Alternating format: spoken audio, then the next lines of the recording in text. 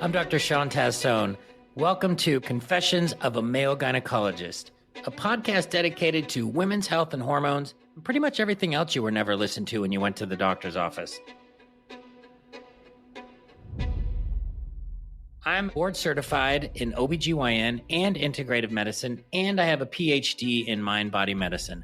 I guess you could say I'm a little bit outside of the box. In this podcast, I'm going to get you the answers you probably asked 5 other doctors and were kind of blown off. I want you to know that I'm not only here to talk, I'm here to listen as well. And now, let's get to those confessions.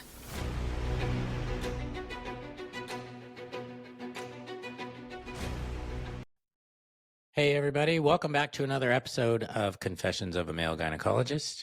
Today I have a really interesting guest. You might be one of the more famous people that I've had on, Professor Isaac Berzin, who's co-founder and chief technology officer of VAXA Technologies. But what I think is really fascinating is that you were named one of the 100 most influential people by Time magazine. And I want to start out with that because I can't say that I've honestly met anybody that's ever been one of the top most influential people. So what is it that got you that title? I think they just needed a name, and this came up. They didn't use my name, so come on. I mean, you had to do something. No, I think it's I'm okay thinking differently, So I think sometimes when you think differently, you get burned, and sometimes you come up with amazing things. It's a package deal, and I think they meant the few times that it was actually creating something of value. Well, you've done a lot of work. I mean, you have your PhD in chemical engineering and biotechnology, so you're a much smarter human than I am, but you've won a lot of awards for looking at sustainability and climate change. Why don't you tell me, because I don't know, what was the area that you were looking at? So actually, I was a researcher at MIT at the Center for Space Research, working on a NASA-sponsored project for the International Space Station. And then I stumbled upon microalgae. And we tend to think that microalgae have nothing to do with life, right? So this was the introduction, first of all, to the beauty of microalgae, different shapes and colors, and just you need a microscope for that. But when you do, it's just breathtaking. The second thing is I learned about microalgae that they're just a basket full of nutrition with no waste. Because think about us, the staple crop we use for feeding ourselves, let's say corn, for example. Embarrassing to think about what percentage of the plant material, the stems, the roots, the leaves, everything, right? That we invest fertilizers and energy and water, right? What percentage of the plant material are we actually eating? It's a single digit. So we are producing mostly garbage. It's amazing. Nevertheless, microalgae it's a single cell organism. They grow by cell division, world champions in photosynthesis, but it's 100% nutrition. So once you realize that, it at least for me, it blew my mind. Okay, and then you realize that a lot of things that we think that we're getting it from animal-based nutrition, for example, like omega-3s or B12, they're coming from the micro world. Fish accumulate omega-3 in their oil mainly from the algae they consume up the food chain. They do not produce it, they accumulate it. So basically, think about this. When you want to consume algae-based omega-3, you're just getting it. It's not a question if you want to be a vegetarian or not. It's just getting it from the source. Unless you really enjoy the mercury flavor that you might get with. But it's just something that makes sense, right? Same with vitamin B12. We think about beef as one of the biggest food vehicles for vitamin B12. Beef, the cow does not produce B12. It's a microorganism in their gut. Okay, so a lot of what we associate with animal-based nutrition is coming from the micro world. So why just not getting it for the micro world? Okay, that's the question I was able to pose, which some might think to think differently. So the concept of microalgae, meaning like it's invisible, you can't see it with the naked eye. This is Correct. The same. Is this the same as like phytoplankton and stuff that you find in the ocean? Phytoplankton is a mix of microorganisms like microalgae and also the first level that eats the microalgae. Mm-hmm. So it's a mixed bag of the small things that we don't see in the ocean, right? Yeah. But when we talk about microalgae, I think in context of nutrition, there's only a handful of strains that are allowed for Okay. human consumption. They're on the GRAS list. Spirulina is one of them, chlorella. These are known species that people might know, Yeah. and few others, but not a lot. Surprisingly, there are hundreds of thousands of strains, and out of this whole ocean of opportunities, we only use a handful. It's unbelievable. So what animals in the food chain would use microalgae as their food source? So, for example, all the marine ecosystem is based on microalgae. They're primary producers. They basically think about this. So, what is photosynthesis? Is taking carbon in the form of CO2 of gas, converting it to organic carbon that you can eat, right? Right. So everything is fed by photosynthesis in the aquaculture world, okay? And it's not a big surprise because microalgae are aquatic species. They grow in water, so it makes sense. But spirulina, for example, is one of the most ancient foods for human nutrition. It's mentioned as food in Lake Chad in Africa, thousands of years ago. People just using sieve to sieve them out of the water and consume them. So it has been used by humans for thousands of years. But I also learned to understand the shortcoming. Why didn't we have algae for breakfast, Shawn? If it's so amazing, basket full of nutrition, Yeah. why didn't we have it? So we didn't have it from several reasons. First of all, it stinks. It's not nice to say, but it's not a pleasant experience. The smell and the taste is horrific. But that's not because of the algae. That's because of the way we produce it or cultivate it and process it. I'll give you an example. Spirulina is about 70% protein. It's a very high protein, including all the essential amino acids, which is amazing for a non-animal source. Nevertheless, and it grows mainly in warm places. You need about 30 centigrade to keep it happy. So think about fish, right? When you just harvest fish, it doesn't smell. You know when it smells? When it's in the sun for a couple of hours. Same with spirulina. Okay, once you harvest it out of the pond and you don't chill it immediately and you don't cool it immediately, it's like dairy product or meat. It's going to stink. The second thing is you grow it in open ponds mostly. An open pond is very slow flow. We call it laminar flow in the professional language, very slow.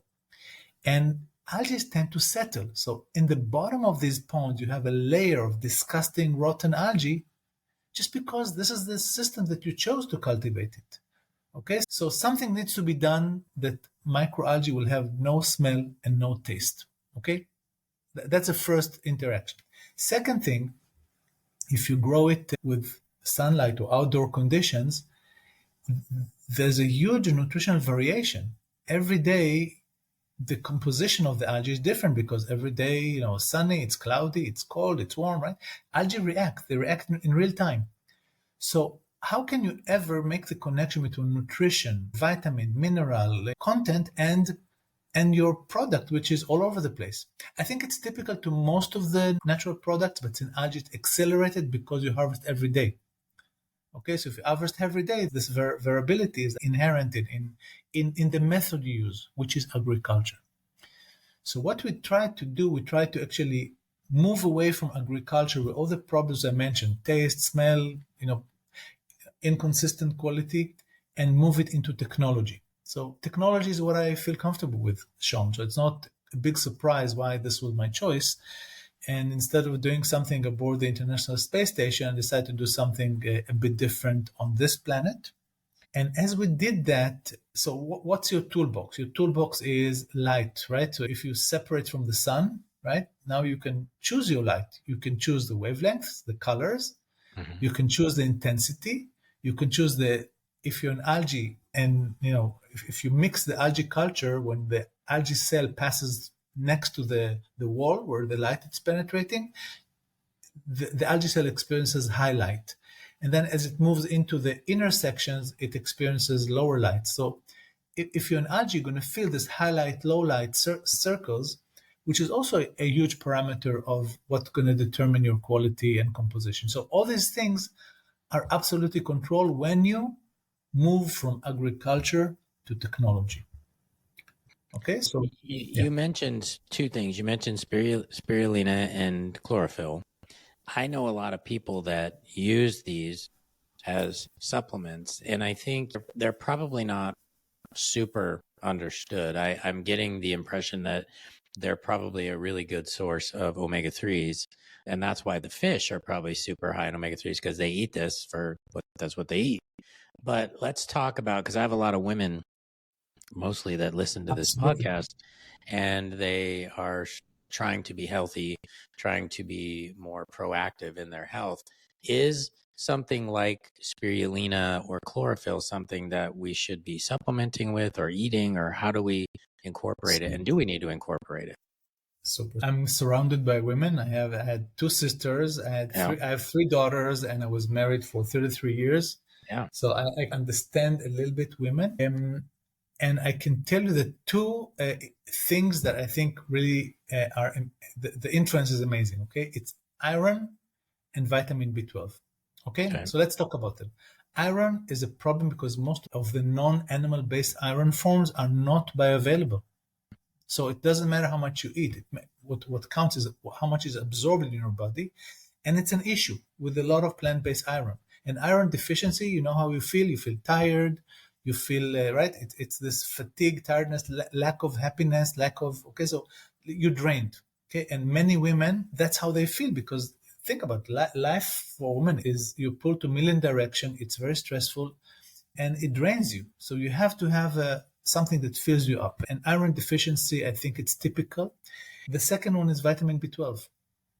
And again, the same phenomena, vitamin B12, if something is lacking. So I would say, let's look at it vice versa. Vitamin B12 and iron belong to the very small group of vitamins and minerals that if you can show that in your food, in the food product, you have more than 20% of the daily value, you can have FDA and EFSA approved nutritional and functional claims. For example, if you have more than 20% of the iron, you can say a source of iron. Iron supports reduces tiredness and fatigue. If you have B12, for example, you can say source of B12. B12 supports healthy immune system. B12 supports a healthy energy metabolism. Okay, so by this allowed claim, you understand the functionality of these vitamins and minerals that are especially important for women. Okay, and again, if you have a source, and now the magic thing about iron in spirulina, which blew my mind, it's 6.5 times more bioavailable than iron that you find in beef, ham. Okay, it's a world of a difference if you compare it to plant-based iron. So it's an amazing source of iron, but if you want results on B12 or on iron, you want to have a source that you know the composition. It doesn't change all over the place. And here comes the issue with spirulina. So spirulina is a wonderful protein source. That's how it's looked at many times. But on the B12 level, it acts as anti-nutrient, and I will explain. In spirulina, most of the B12 is in the form of something that's called pseudospirulina. It's a pseudo B12. It's a form that is measured as B12, but our body cannot absorb it. Nevertheless, it competes on the receptors of B12. So in effect, it's an anti-nutrient. It diminishes your body's ability to absorb. And here comes the magic, okay? And it was a surprise for me, and I've worked with algae for 20 years, and I was caught by surprise. When you change the growth conditions, Shawn, mainly the light conditions that are described, intensity, light and dark cycle, etc., you activate metabolic pathways that prefer the active form. So if in regular spirulina, the ratio of pseudo to active is 10 to 1, we also have 10 to 1, but vice versa, 10 active to 1 pseudo. So all of a sudden, the Icelandic spirulina that we use in Orlo is a bomb of vitamin B12, okay? And you feel the difference immediately. So we measure both forms, and the number we use when we describe the amount of B12 is the net value. So it's the active minus the pseudo form. So it's the best way to describe the nutritional value that you will get. So I think especially for women, These kind of things are game changers. A bioavailable iron B12 is like, oh my God. And remember, if you're nursing a mom, you're going to be drained from these tremendously. Okay. Yeah. And on the other, if you have deficiency, the baby will have deficiency. And there was a big paper about deficiency, especially in African countries, because of malnutrition. You can see what's happening with B12 deficiency with kids. It influences their mental and physical development, including the development of the gut system. It's horrific. They're basically crippled for life from lack of vitamin that their mother is lacking as well. So if you think about vulnerable populations, and I had a personal experience. One of my daughters was vegan for many, many years. When she came to the doctor, he looked at the blood test and he said, from everything I learned in medical school, you should be dead now with these kind of levels of, I don't know how you're even alive. But I've seen what a nutritional change it does for her. She's like a different person. It affects her whole life, the ability to maintain relationship, to study, to keep focus, everything. So I've experienced it. It's a process. It takes time. It's not a B12 shot that you get and you have a spike in your body. Your body has a limited rate of absorption. So you have to have a bioavailable source, but you need at least 3 months to feel the difference. It's not an overnight game changer, but it is a major game changer. I can tell you that. Today she's married, she's working, she's happy. I didn't find happiness in her in the time of B12 deficiency. So is it possible to, I mean, you talked about the vitamins and the protein. With spirulina for women, do you find that it helps with everybody's interested in blood sugars and inflammation, antioxidants and things like that? Does it have additional benefits in those areas? Yes. I started my discussion with you to tell you how much I looked at algae, mainly spirulina, as a basket of nutrition. The amount of, it has 56 vitamins and minerals and essential nutrients. Essential meaning, for example, the essential amino acid, the building blocks of protein that our bodies cannot produce them ourselves. We have to have it from an external source, so including those. So all the essential vitamins and minerals. And sometimes, the other interesting thing, sometimes you need things to work in concert. Okay, and as a doctor of nutritionist, you're not shocked and surprised. So it's a very nice basket of nutrition that you could use. And again, I think the limiting factor, for example, antioxidants. So it has beautiful antioxidants in that. So it's built in. It's not that I'm taking a bunch of synthetic things and I'm putting it together. No, it's just a basket of.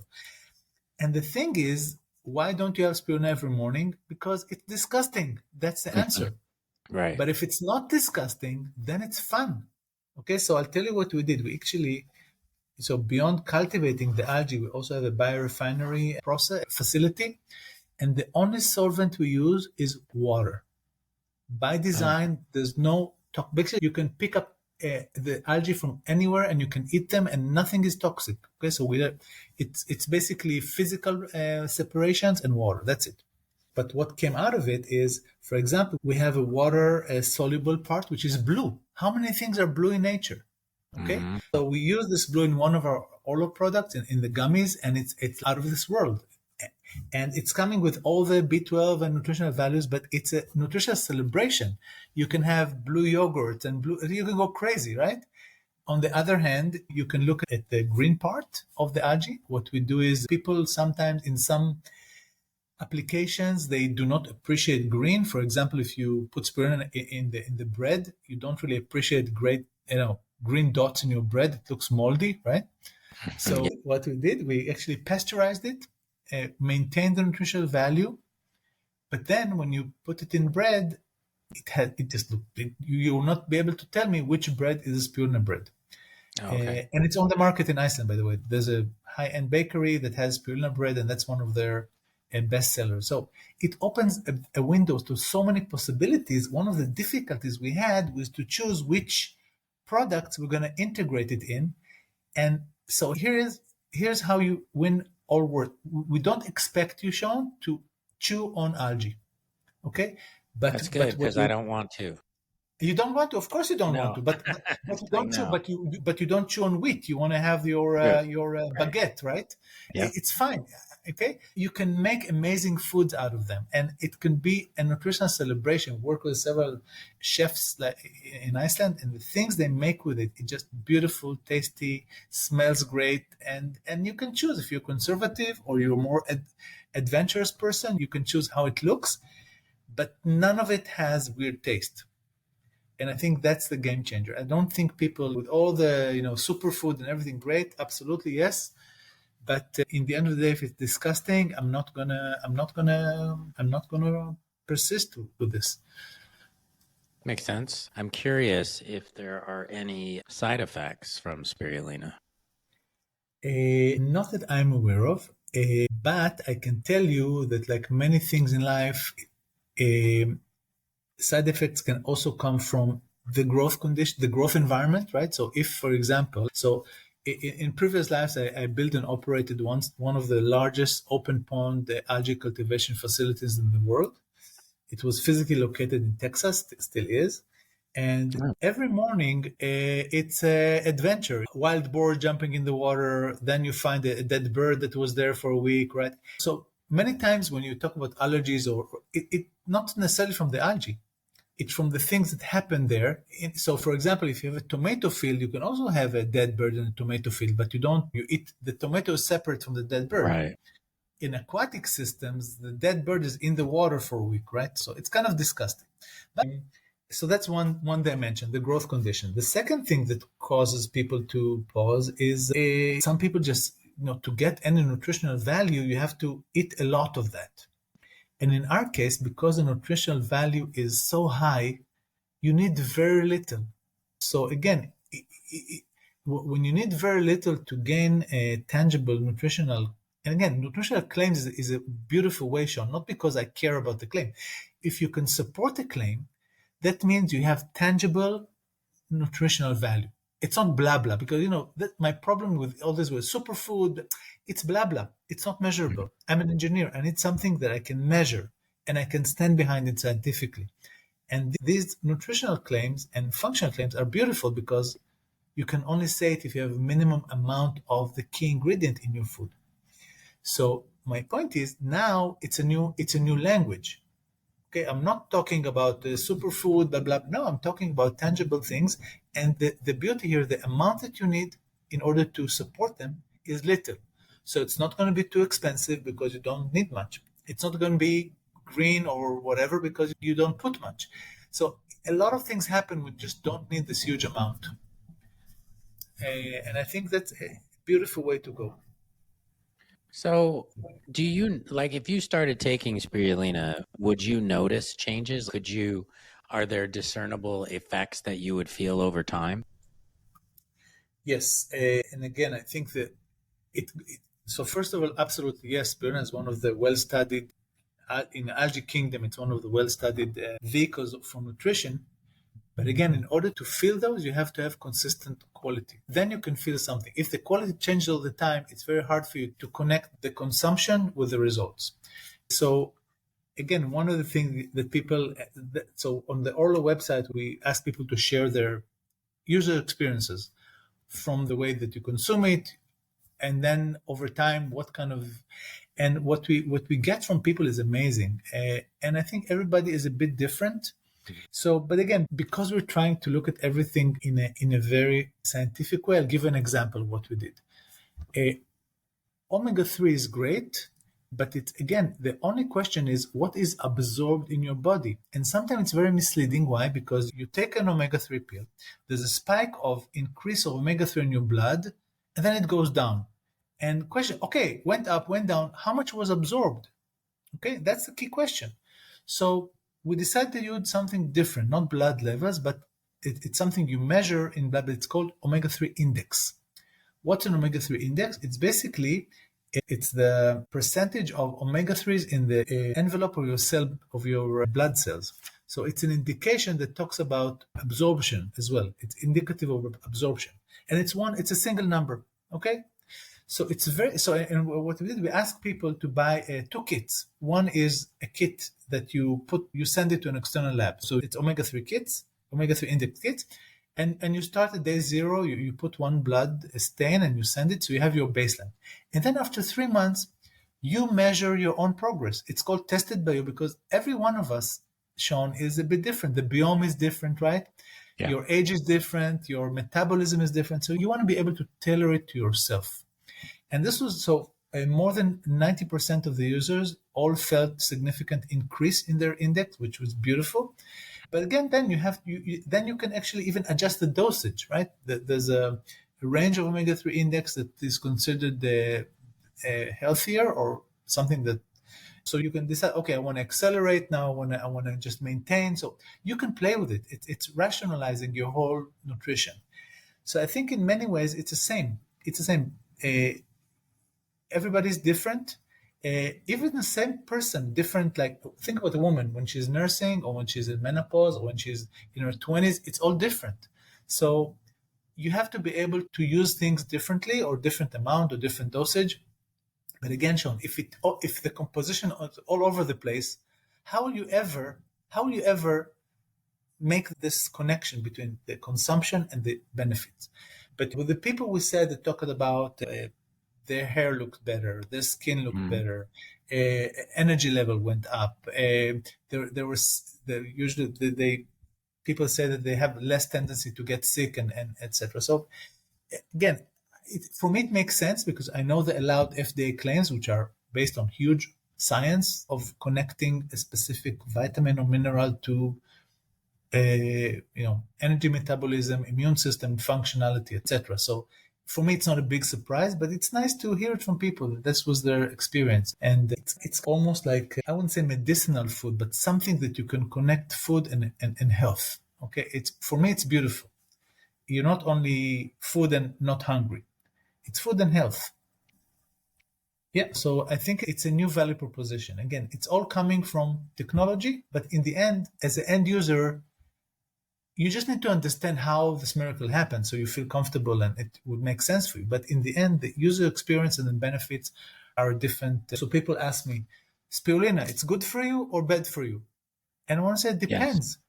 Yes. Depends how it was cultivated. There are spirulinas that are full of heavy metals. It's toxic. It's like a heavy metal bomb. Don't touch it. And there are spirulinas that are amazing. So it depends. It depends. Okay. So how does this product, and we'll kind of close out on this, how does the product with Orlo, because my people know Orlo because I've talked about their algae oil for quite some time. How does the process with Orlo differ from some of these other products you're talking about? Yeah. So first of all, we don't ask you to chew algae. Okay. We offer you cool products which are tasty. The first experience that you get tasty. The gummies are tasty. The bars are tasty. The second thing, it's interesting because, for example, your women vitality mix is blue-green. It's a very unusual color. It's like, wow, amazing. Okay.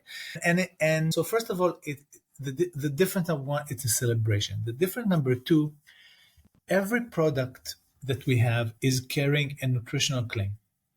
Okay. Which is very unique. You don't find a spirulina-based product with any claims, zero claims. They can tell you buzzwords, superfood, blah, blah, blah. I don't want to even hear these words. They mean nothing to me, okay? I want to have tangible things. So that's the second thing. And again, it's a combination of the way to produce, the experience. And I want to add one more dimension. And for me, it's important. And if someone tells me it's not important for him, I'll respect that. I measure sustainability, Shawn. And sustainability for me, it's not empty word. It's not a buzzword. I measure it in 3 dimensions: the carbon footprint, the water loss, and the land, the fertile land, because these are finite resources that we need to treat wisely, respectfully. Right. And for example, if you grow spirulina in an open pond, the evaporation rate is horrific. It's about 2 meters of water per year. So imagine you have a pond, you have to do 2 meters by the area, and you see the volume of water it's the worst camel in the world. I don't think you can do anything worse in terms of water consumption than growing and some algae farms are situated because you need a warm climate. We talked about this in areas, even in the United States, where we have shortage of water. In areas of shortage of water, it's like almost like sin for me. Okay, it's like not a good crop for this place. Okay, so I look at this. The second thing is the amount of carbon footprint is coming mostly from the energy that you put in. So if you use energy, the energy is production is associated with carbon emissions. And it's not only to cultivate the algae, also to dry it, for example. Drying is energy, and energy creates CO2 emissions. So for me, the fact that we're in Iceland is using clean energy, maybe the cleanest energy in the world, geothermal energy, but also the heat, the geothermal heat. So we can do things with living a very small carbon footprint that orders of magnitude than anyone else. And because it's vertical farming, we have a lot of light to algae area, but it's all vertical. So the footprint is 1% of the ponds that I described before for production of the same amount of spirulina. So for me, these are also important parameters. I want to know that the fact that I'm enjoying myself and doing something better for my health, and I'm not damaging something that. So for me, it's all one package. It's science-based, and that's why we call it impact nutrition. Impact has double meaning. Impact is impact on you. It's impactful. It creates something to you. But impact is also a buzzword that talks about your carbon emission. Okay? The global impact, the impact on our environment. So impact nutrition, again, it's not food, it's nutrition, because I have numbers, I have nutritional claims. So that's why impact nutrition, I think, captures maybe what we're trying to do in the best possible way. So I think the interesting thing here is I like the idea that it's sustainable. I think actually does Orlo have, a negative carbon footprint? So there was an independent study by a leading European organization. I mentioned some of them, the MATIS, the National Food Lab of Iceland, DTI is a Danish Technology Institute, and Cambridge University. And they explored the carbon footprint of our production facility. Okay. It's a peer-reviewed published paper. And they concluded that the algae production phase is carbon negative. And Shawn, I don't know of any other agricultural carbon negative. No. It's crazy. So how do you get a carbon negative? So that the amount of carbon the algae absorbs or fixes or eats, right, turning it from CO2 gas into organic, is bigger than the amount of CO2 that emits because of the energy that you use or the fertilizer you use. Okay? That's how you become carbon negative. Okay. So if you take into account the other processes of producing the final products, then I can say it's carbon neutral. Okay. So all in all, it's a carbon neutral. Again, it's an insignificant mark on the environment, which is very different than anything else we do. By the way, we also operate in Iceland in an area that is a zero waste zone. So we're not allowed to release any waste, not solids or liquids. So out of necessity, we learn how to recycle things, how to be efficient with our resources. It was a very good exercise for us. So I think even on that level, we have no waste streams. It's something that only when you see it, and we are going to open a visiting center next year because we want to share how it's hard to explain. It's so different than anything else that we think about food production. You can actually come to a place and you can see how energy turns into food, like light, right? Yeah. In front of your eyes. And it reminded me, when you read the Bible, the first thing that God says, okay, what is his first sentence? Let there be light. Let there be light. That's the first thing he says. Why? Because light is life.